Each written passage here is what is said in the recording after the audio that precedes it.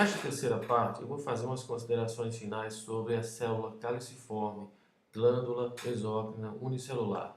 Nós temos na imagem duas células caliciformes apontadas pelas setas verdes. Vejam que a hematoxilina a citoplasma fica bastante clara, os grãos de secreção quase não são corados e o núcleo está aqui bem achatado na base da célula. Essa célula está no tecido arterial de revestimento pseudoestratificado cilíndrico ciliado. É um tecido encontrado no trato respiratório superior. Nesse tecido, essas células secretam muco que cobre os cílios.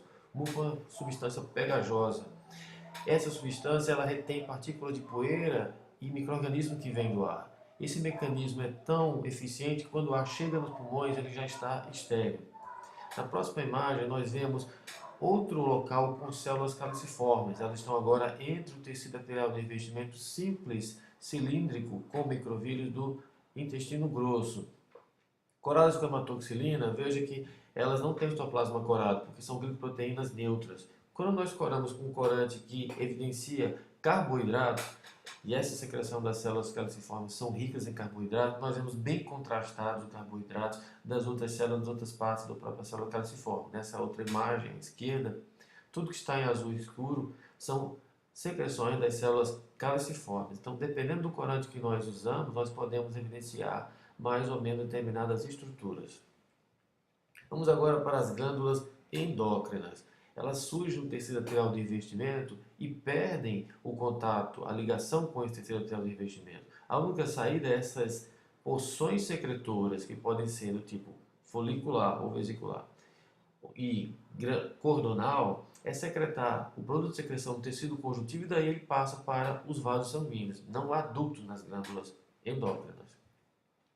O primeiro tipo de organização é o cordonal. Nós vemos nessa imagem aqui, corada por hematoxilinogina.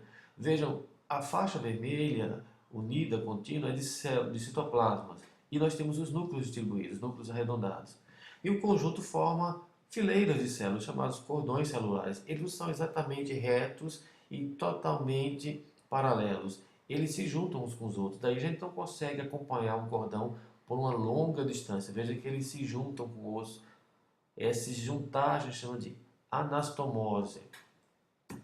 A maioria das glândulas endócrinas é do tipo cordonal. E um outro tipo é a porção secretora ser um folículo. Nós temos aqui na imagem superior vários folículos. Cada folículo tem um centro, que tem um lumen, diferente da glândula cordonal, que tem um lumen, não tem ducto, mas tem um lumen, onde o produto de secreção imaturo é encontrado. Esse produto de secreção bem vermelho aqui, chamado de colóide. Depois ele passa pela barreira de células epiteliais e vai para o tecido conjuntivo, que está entre os vários folículos que são encontrados aqui. Dentro desse tecido conjuntivo nós temos vasos sanguíneos. Veja que os folículos podem ter tamanhos diferentes.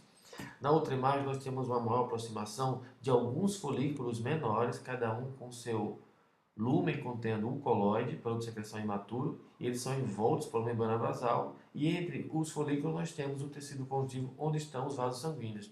Esse tipo de organização só é encontrado na glândula tireoide. Existem outras células que são espalhadas pelos tratos digestivo e respiratório, células que secretam hormônios, uma secreção endócrina.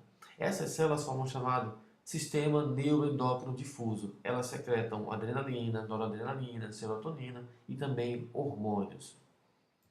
Para concluir essa parte de tecido epitelial glandular, eu vou mostrar três exemplos. Nós temos da esquerda para a direita, primeiro uma glândula endócrina folicular, a tireoide, a seta verde mostra um folículo grande.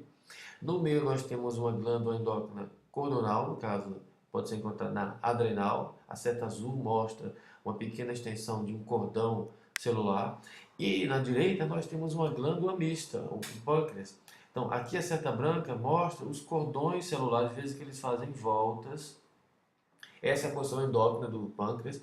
E ao redor nós temos vários ácinos, são tecido epitelial glandular exócrino, que tem um lumen bem estreito e as células são bastante coradas com núcleos arredondados. São ácinos serosos. Bom, e aqui concluímos a nossa parte de tecido epitelial. Até a próxima aula.